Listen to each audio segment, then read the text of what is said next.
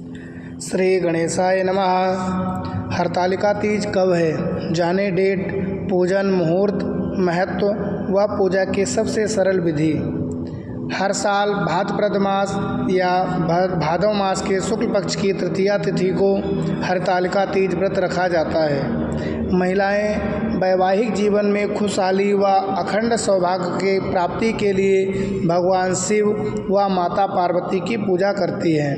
हरतालिका तीज व्रत मुख्य रूप से राजस्थान, मध्य प्रदेश, उत्तर प्रदेश, बिहार और झारखंड में रखा जाता है। हरतालिका तीज को बड़ी तीज कहते हैं। इस तीज से पहले हरियाली और कजरी तीज मनाई जाती है। इस साल कब है हरतालिका तीज? इस साल हरतालिका तीज 6 सितंबर 2024 को मनाई जाएगी। तृतीया तिथि 5 सितंबर को दोपहर 12:21 से 6 सितंबर को दोपहर 3:01 तक रहेगी। पूजन के लिए यह समय सबसे शुभ। तीज पूजन के लिए सुबह का समय सबसे शुभ माना गया है।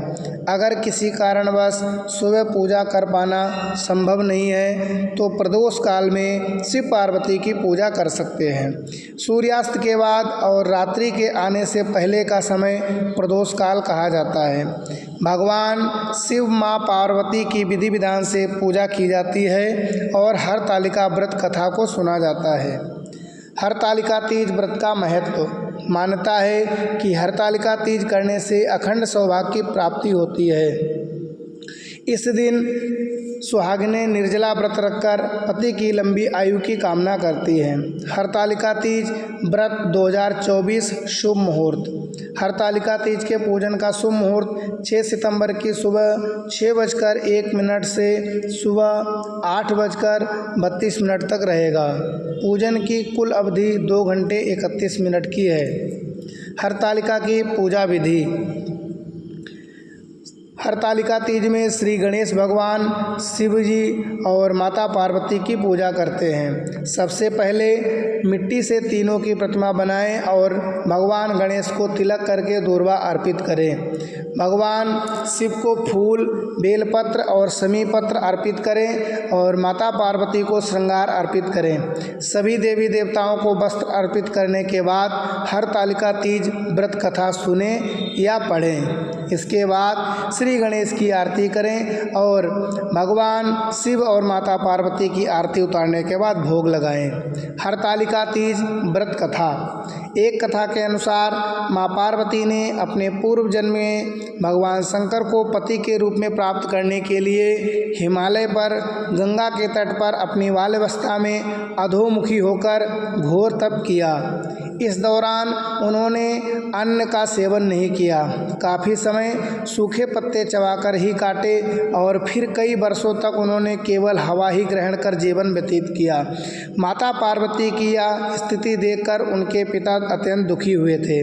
इसी दौरान एक दिन महर्षि नारद भगवान विष्णु की ओर से पार्वती जी के विवाह का प्रस्ताव लेकर माँ पार्वती के पिता के पास पहुँचे, जिसे उन्होंने सहर्ष ही स्वीकार कर लिया।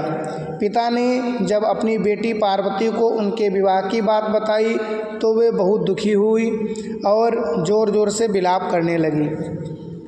फिर एक सखी के पूछने पर माता ने उन्हें बताया कि वह यह कठोर व्रत भगवान शिव को पति के रूप में प्राप्त करने के लिए कर रही हैं, जबकि उनके पिता उनका विवाह श्री विष्णु से कराना चाहते हैं। तब सहेली की यह सलाह पर माता पार्वती घने वन में चली गई और वहाँ एक गुफा में जाकर भगवान शिव की आराधना में लीन हो गई। माँ पार्वती के इस तपस्विनी रूप को नवरात्रि के दौरान माता शैलपुत्री के नाम से पूजा जाता है। भाद्रपद शुक्ल पक्ष तृतीया तिथि के हस्त नक्षत्र में माता पार्वती ने रेत से शिवलिंग का निर्माण किया और भोलेनाथ की स्तुति में लीन होकर रात्रि जागरण किया। तब माता की इस कठोर तपस्या प्रसन्न होकर भगवान शिव ने उन्हें दर्शन दिए और इच्छा अनुसार उनको अपनी पत्नी को रूप में स्वीकार कर लिया।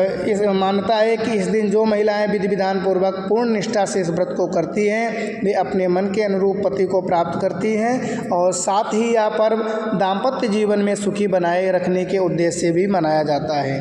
अगर आपको ऐसी कथाएं पसंद हैं तो कृपया शेयर, लाइक या कमेंट जरूर करें। कृपया अपने किसी भी तरह के सुझाव अथवा विचारों को हमारे साथ अवश्य शेयर करें। प्रेम से बोलो शंकर भगवान की जय।